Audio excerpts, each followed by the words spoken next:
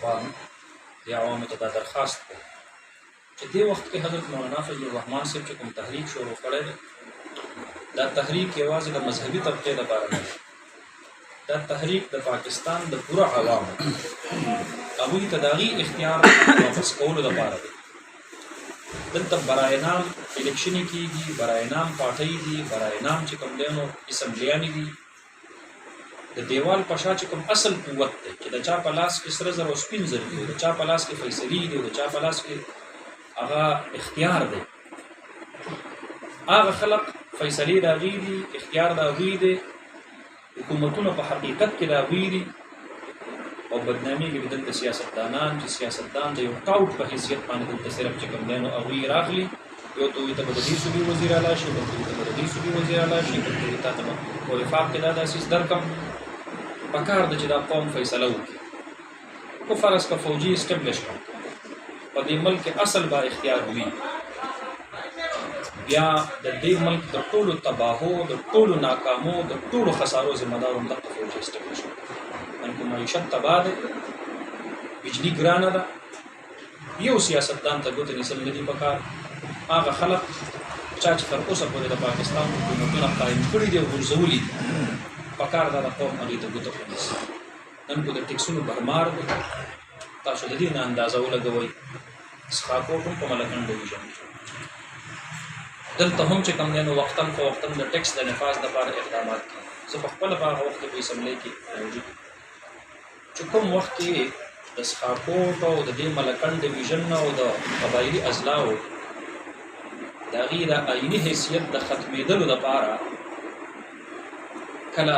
قانون سازي کېدله نو چې په شا باندې ډنډه پرته وه نو د کې پي کې ټول سیاسي پارټو خپل خپل امیدواران خپل خپل ممبران ایم پي ایګان په دغه ورځ په اسمبلۍ کې نوې نوې چهرې چې 15 کاله باندې وي لیدلې په دغه ورځ باندې حاضر وي په اسمبلۍ کې د دې لپاره چې د صاحبانو د طرف نه کوم قانون سازي کېږي چې په هغې باندې یسر نن چې دلته د ټیکس نفاذ کېږي زه وایم د ټولو نه اول احتجاج دا د هغې با اختیاره مقتدرو خلکو خلاف پکار دی چا چې د ملکنډ او د فاټه آیني حیثیت ختم کړی نو مولانا فضل الرحمن صاحب دې قوم ته دا خبره کوي چې د آئین مطابق د ریاست درې ادارې یو مقننه ده قانون ساز اداره چې په هغې کې صوبایي اسمبلیانې دي قومي اسمبلي ده او سینټ دی هغې قانون جوړوي د هغې خپل آئیني حدود دي صوبایي محکمې د صوبایي محکمو لپاره قانون سازي کوي وفاقي محکمې د وفاقي لپاره قانون سازي کوي دویمه عدلیه ده دا د ریاست اهم چې کوم دی نو پلر دی اسمبلی کې چې کوم قانون جوړ شو عدلیه به په هغه قانون فیصله کوي د هغې خپل حدود هغه په هغې خپلو حدودو کې آزاد وي خود مختار وي دریمه انتظامیه ده چې په هغې کې سیول او ملټري بیوروکریسي شامله ده نن د پاکستان په دې ټولو ادارو باندې یو طبقه قابضه ده نه سیاستدان آزاد سیاست کولی شي نه جج آزادې فیصلې کولی شي نه بیوروکریټ آزادانه طور چې کوم دی نو خپلې محکمې چلولی شي سیول چې څومره هم ادارې دي دا ټول په ټوله مفلوج دي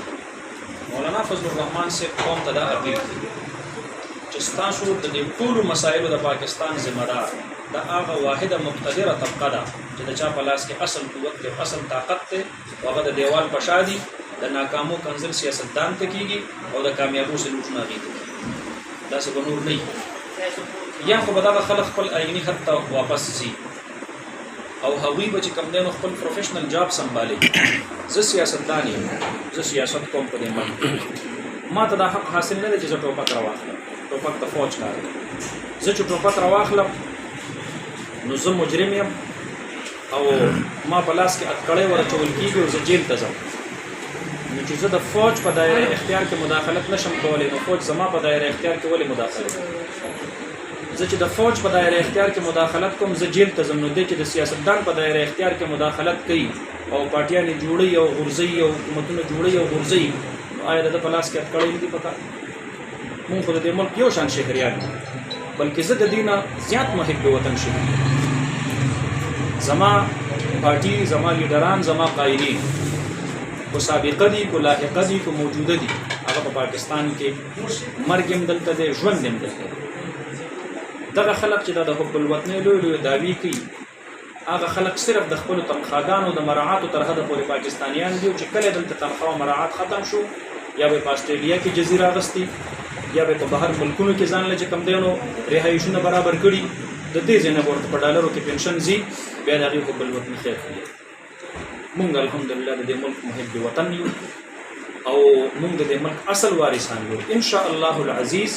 مونږ به خپل حق دا به اخلو ان شاء الله مونږ په دې میدان کې هیڅ قسم کمپرومایز نه کوو زموږ په خپل قیادت اعتماد دی د 9 مئی چې پېښور چې کوم عوامي اسمبلي ده ان شاء الله العزیز دا به تاریخ ساز چې کوم نه کانفرنس دا به مليون مارچ ان شاء الله العزیز او دا قوم دوی چې نن د کومو تکلیفونو سره مشکلاتو سره مشقتونو سره مخامخ دي د دې اصل قصوروار او اصل ذمہ دار کوم هغه خلق دی کوم خلق چې په دې ملک اصل حکمرانان دي او د هغې په لاس کې د سرو زرو د سپینو زرو اختیار د هغې په لاس کې مونږ ته بعضې خلک وایي تاسو